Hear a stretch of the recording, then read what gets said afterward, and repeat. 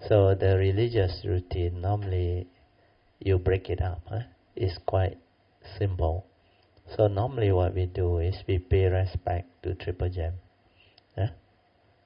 You can do it mindfully. Some may recite homage to Thee, the Blessed One, the Worthy One, and the Fully Enlightened One. Then if you are familiar with the Mandarin version of the Mahayana practice, you can also recite Namo Pen Si Se Jia Mo Ni Fo. As you recite mindfully, you also pay respect mindfully. So finally, body and mind move as one, without thought. Then you can chant that recitation of the Buddha's name. That is to give you faith. It's just like our Theravada tradition. Homage to Thee, the Blessed One, the Worthy One, the Fully Enlightened One. Then you bow. Then mindfully arise. Means body and mind move as one, without thought. That is Sati. If you continue to do this religious routine, it will help you build up your daily mindfulness. So Master Hsuan Hua has a very good training. He said to become his disciple, to take refuge under him, you must at least do 10,000 bow.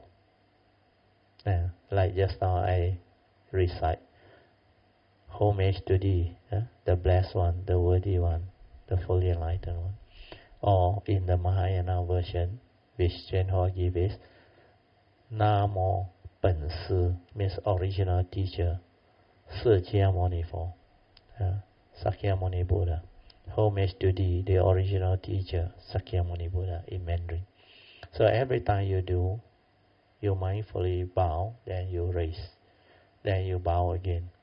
So do it 10,000 times, but not in a day. He said within 3 months. That is the recommended. So I remember in the year 1986 when I took refuge with my whole family, I did the bowing within less than 2 months. And after that, the daily mindfulness came. Meditation became very easy. At that time, the faith was very strong. So that homage was very good. Then I combined it with my daily routine. So in my daily routine, I break it up because I calculate within 2 months. Let's say 2 months, I have to bow 10,000 times. So 1 month is about 15,000 times. So 15,000 divided by 30 days, you have roughly 500 bow a day. I did it morning, evening, sometime morning, afternoon, evening, whenever I have the condition. Then the other thing that I make it a point to always do is, whenever I go to a way place or a temple, I will straight away go to the main shrine hall and pay my respect mindfully. Then after that, I may do some chanting. So the chanting can be our usual one. Namo tassa bhagavato arahato sama sambuddhassa. You repeat for 3 times. Then take refuge. Buddhang saranang gacchami. Then for the second time you go for refuge. Then the third time you go for refuge. Then you renew your precept. Then after that you can start your meditation if you want to. But if you are more used to chanting and you like to develop the faith, then you can chant the salutation to the Buddha, Dhamma and the Sangha, just like what we did when we did the invocation to the Devas. Then you meditate after that. The meditate depends on how much time you have, but minimum should be 15 to 20 minutes. You can do it for half an hour, will be very good. Then just relax, silent, aware, meditate. Then after that you finish, you share merit, transfer merits, our usual closing puja chanting. Then after that, pay respect mindfully. 3 times. Come on. So that is The whole thing, I remember, can be done in about 45 minutes if you have the time. Otherwise, you can shorten it to about half an hour. Yeah? Then, before you sleep, it's the same. That one is when you woke up, before you sleep. Then after that, when you arise on the bed, you must be mindful. Then when you decide to pay respect, you do it mindfully. Everything you do is with mindfulness. So every day you have this type of training, your daily mindfulness will come. But at the same time, you must listen to Dhamma to develop the first turning wisdom, followed by reflection, contemplation, inquiry into the essential Dhamma that the Buddha has taught. Then develop the stability of the second turning wisdom. Then straighten your views. When you straighten your view, you develop wisdom, initial wisdom. That's why your mind will not react to sense experience like before. You will not be heedless like before. Most of the time you are aware, mindful, silent, with little or no thought. Later on, hardly any thought. Then after that, when you arise, after you have finished your religious routine, you again mindfully go to the washroom or do whatever you want. If it's morning, you need to prepare yourself to do your housework or to go to office or to do your duty. If you are still working, maybe you have to go to office. Then in the weekend, you don't have to go to office. Maybe you got your household duty.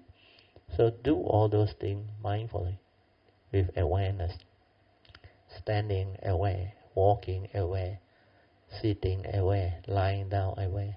Then connect all the movement, whatever activity, like the Buddha mentioned in the Sati Sutta. Standing aware, looking forward aware, bending, stretching, turning aware. Whatever you do with mindfulness, awareness. And when you go into your washroom, every movement, every action, aware. How you even move your hand to open the washroom door or to move it, fully aware. Then how you walk to the basin or to the WC to ease yourself, do it mindfully. Even answering nature's call, do it mindfully. Initially, you have to cultivate it. That Sati, Sampajanna, means daily mindfulness with clear comprehension of all action, all movement in the present moment. This is to connect the four postures, intermediate in between action and movement. That's why it involves, when you want to eat something also, you observe all the movement, activity. The movement is mainly physical. That's why Kaya Anupassana, anchor to your physical action and movement. Then after that, you develop the stability of mindfulness. Then you can see your mental intention. Then you can see your mental activity. Then you can feel, you become sensitive. Then later on, when your mind enters Sati, you can be mindful of physical nature's phenomena. Nature's phenomena are everywhere. All of the movement in nature. It can be the tree, the plant, the leaf, or the moving car, or the walking human being, living being, or the animals, or whatever. Then sometimes the breeze, the moving cloud. Then you can also see sometimes when people attending to their kiosks, like when you go for lunch. The Char Kway Teow guy, I remember, I was able to be mindful, and it's like my body is inside him. My awareness moves with his physical movement and activity, like I'm one with all the action and movement. That's why Kaya Anupassana, the Buddha says, mindfulness of Kaya internally, starting with your own. Then externally is to have that mind that has entered Sati, that is capable of being mindful of whatever you see, you hear, you smell, you taste, you tactily feel anything. That's why that mindfulness is very different. It has stabilized. When mind has entered Sati, everything is in Sati. then you can be aware of specific phenomenal awareness. Means whatever people do, whatever movement, activity and perception, you can be aware. That is the training. If you can do this throughout the day, not long, maybe 3 months, 6 months, you become very different. You progress very fast. The Avijja Sutta, there are 10 steps. First step is to have Dhamma friends. This one all Kalyanamitta will have. Second step is having the opportunity, time to listen to true Dhamma, which all Kalyanamitta also have. Then as you listen attentively, if you know the art of listening, you will develop understanding. Then when you develop the understanding, that is the first turning wisdom, born of hearing the sutta, the discourse of the Buddha. Then when you reflect, you contemplate, and you inquire, and it stand up to investigation, you develop faith, confidence in the Buddha and his teaching, because these are truth that will stand up to investigation. That's how the third step, faith in the Buddha and his teaching, come about. Because when all the essential Dhamma that he has taught you, when you listen to it, then you reflect, contemplate, and investigate into it or inquire into it, you realize it conforms with nature's law. It conforms with everything that life has given you. You witness them, you saw them rising and passing away. How people suffer. How when you ignore his advice, you become heedless. You act, speak, and think with a heedless mind, with the evil roots of greed, hatred, and delusion. Then suffering will follow you, like the wheel that follows the cart. So all this is mentioned in Dhammapada verse 1. So you see them all. But if you become heedful, if you understand the deep meaning of these two Dhammapada verses 1 and 2, then you will become different. Then you will follow the advice of the Buddha. You train your mind to become heedful. Because the Buddha said, our mind is the forerunner of all things. Mind is chief. When mind arises, everything arises. Then he said, it is Cetena that I call karma. Cetena is mental intention. That's why you will be very mindful, careful with your mental intention. That's how when you train your mind to be heedful, ever mindful, constantly meditative, then you can act, speak, and think with a wholesome mind, free of the evil roots of greed, hatred, and delusion. Then happiness will follow you, like your shadow that never leaves you. That's how you improve your life. That's how you transform your life. That's how you can make a difference to your life.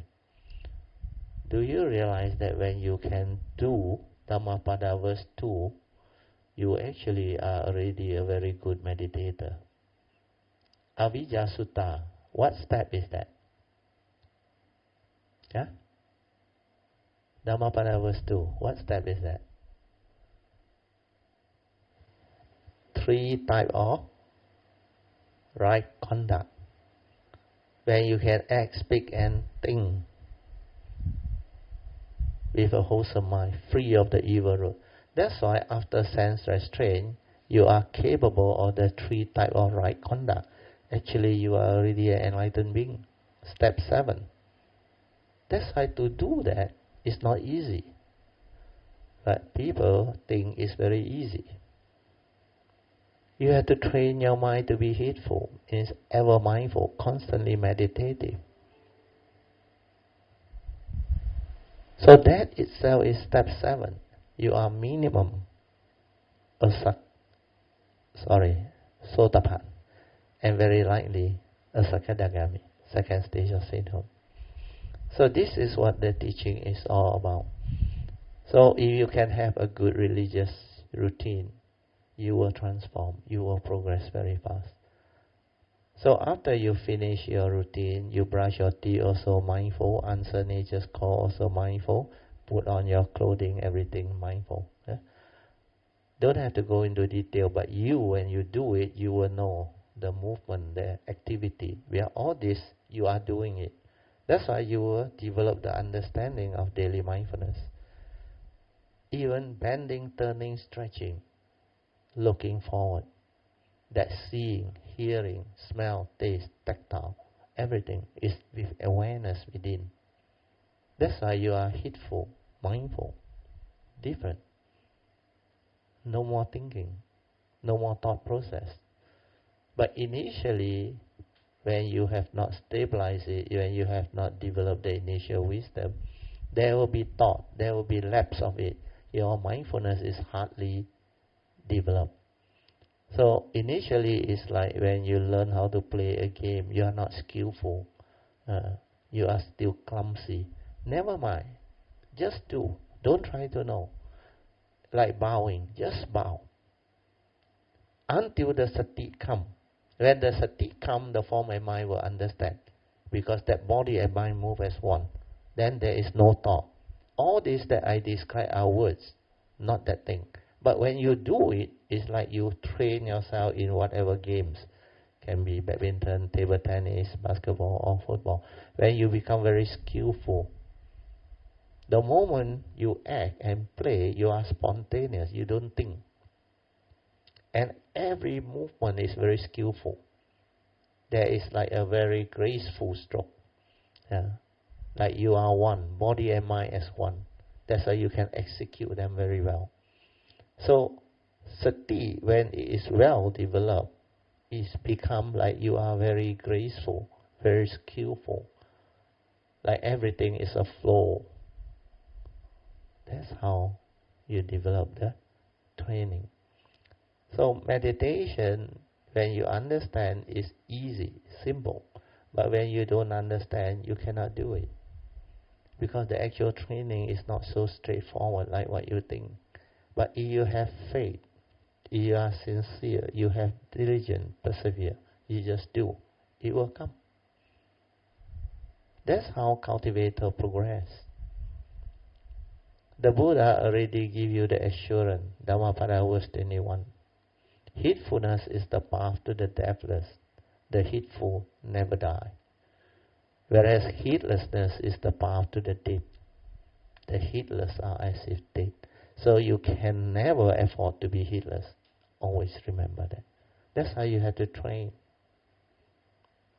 To be heedful, there are two parts, like what I wrote on the whiteboard. So heedfulness here, the Pali word is apamada. This is most important. It has two parts. To be heedful, you have to be ever mindful. Constantly meditative means constantly cultivating Noble Eightfold Path. And that is defined under Dhammapada verse 23. So ever mindful, the word ever mindful, which means you have to develop mindfulness first. Then stabilize it to be ever mindful. That's why the stability of it is very important. Bow until the Sati arises. When the Sati arises, you will understand. Then the body and mind move as one, without thought. Then everything is in Sati. That's how you have to do it. It's like any game. When you become very skillful, you just know how to execute. You don't need to think. To return the shot, no need to think. You just execute, spontaneous. Because you have trained. So the mind is the same. So once you are heedful, the Buddha says, under Dhammapada verse 23, the constantly meditative, ever mindful, and steadfast one who hold on to these two type of training, they will realize the born-free, supreme enlightenment, Nibbana. And the Buddha under Dhammapada verse 23 guarantee you enlightenment. So Dhammapada verse 21, 22, 23 are the first three of the 20 verses of Apamada Vaka. Means the Dhammapada verse on heedfulness. The first three is the most important. The rest also important and very beautiful. If you read through them, you will develop the understanding and the faith. Your religious routine means your daily activity, your daily chaos. Whatever you do, whether you are working or you are not working, living your daily life or doing your duty, everything has to be developed with mindfulness. That is what the training is all about. Daily mindfulness. Aware. Fully aware. Ever mindful throughout the day. If you don't have the ability to be in that state of mind, you can never be heedful in life. And Dhammapada verse 1 is very obvious. The heedless are as if dead. You don't stand a chance. Means the spiritual life, the enlightenment, you don't stand a chance. That's why daily mindfulness is the most important. Sati, Sampajanna is the most important. If you cannot do that, then there is no way you can awaken. People who don't understand think that it's very difficult. Yeah. But those who have gone through, they will tell you it's not difficult at all. You must have faith. You must do it. In fact, initially, before your Monday mind collapse, it's very easy to do. The Monday mind is very easy to be mindful in a way. But once your Monday mind collapse, then the supra Monday mind come out. It's different. It can still be done. But that one, you need wisdom. But by then, your wisdom is already there. That's why you will understand all these things.